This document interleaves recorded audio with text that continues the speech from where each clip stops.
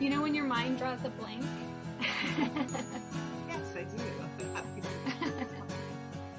And then you take a coffee break?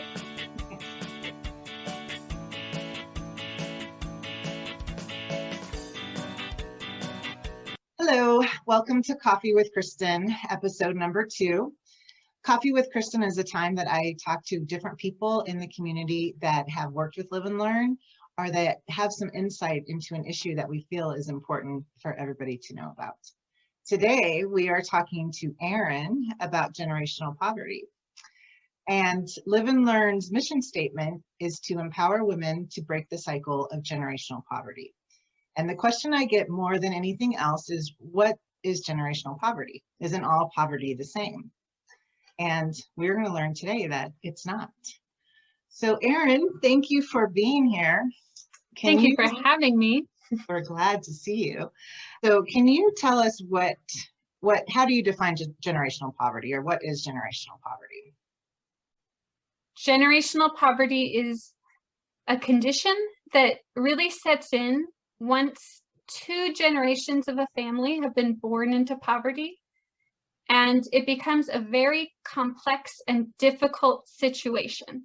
So I think to kind of get a big picture of it, generational poverty affects 3 broad aspects of a person's experience from birth to the end of their life.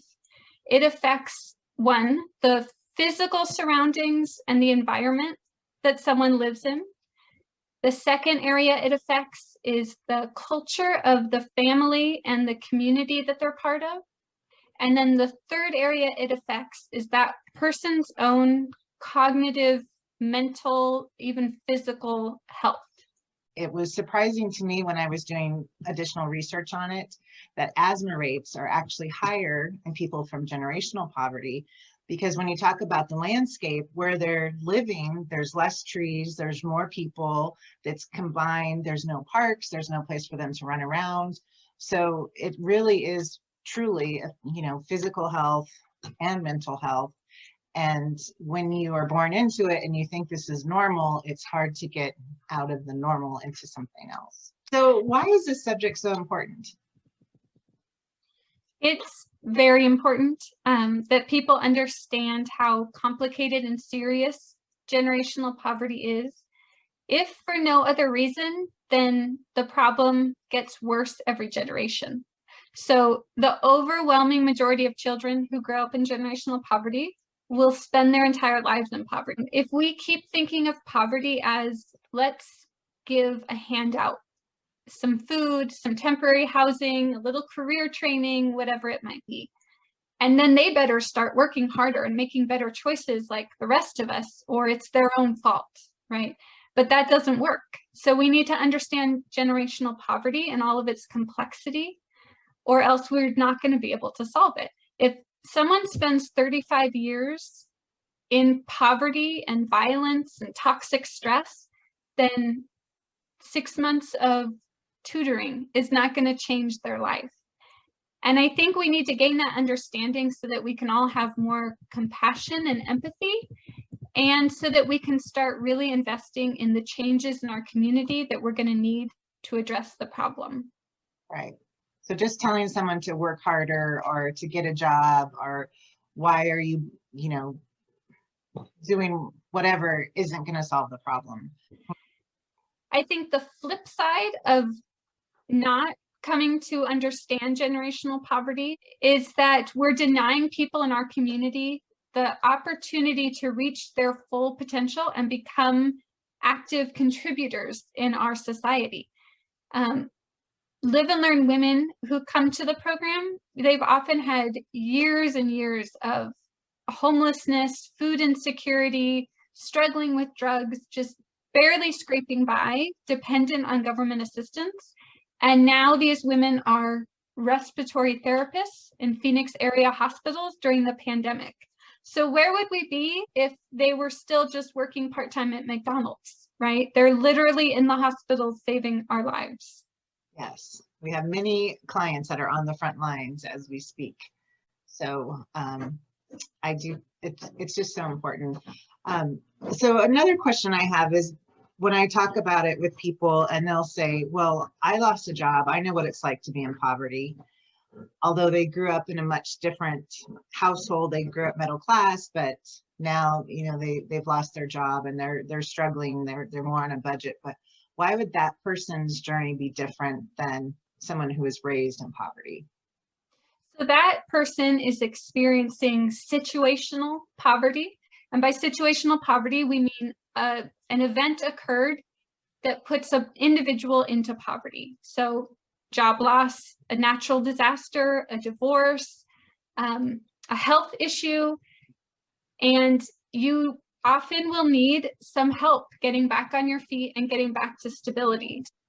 Generational poverty, though, it's apples and oranges. So with generational poverty, people have these complex, interrelated barriers to stability and employment and health and self-sufficiency. So one support, like food assistance, all those things I've named now a few times, isn't going to help break all those issues. You have to think that people in generational poverty have experienced toxic stress since birth. And some research now even shows before they were born. In utero, they're experiencing toxic stress that changes how their brain develops. And so even if, then we add on top of it when they are children in their neighborhood and in their childcare facilities, and they're going to the schools, and all these other lived experiences kind of pile on top of that. They start out in very young with toxic stress, which changes their ability in their brain to function in different ways and to handle different sort of things that come up. And one example that I always like to try to give of the difference between generational and situational, as well as all of the things that you have mentioned, is a budget. So when somebody in generational poverty gets $100, they are in the now. So they think about spending it right now. My kids need shoes and I need food. And in situational poverty, you have the $100, you might save it because you're like, I need to pay rent, so I'm going to save it. So they learned that they can save and they can think ahead and they can plan for the future. And like you mentioned, generational poverty is about right now. And that's a hard thing to break. And that's one of the reasons that we do financial literacy. I think you're right.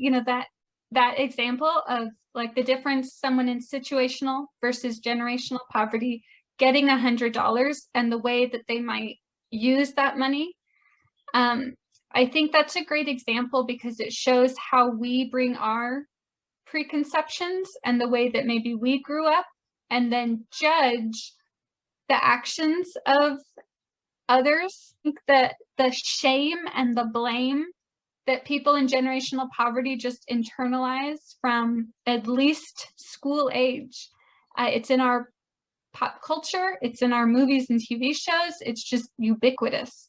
And we see it at Live and Learn. These women have internalized shame, guilt for their whole lives when they've really never had the opportunity or the experience to do things differently. So that's partly why we need to understand generational poverty so that we can stop just piling on more negativity on individuals who've experienced this and meet them with some compassion and understanding. I've seen it before where clients come in with a wall built up because they are ready for someone to judge them, to shame them, to, ask them why they don't have a job yet.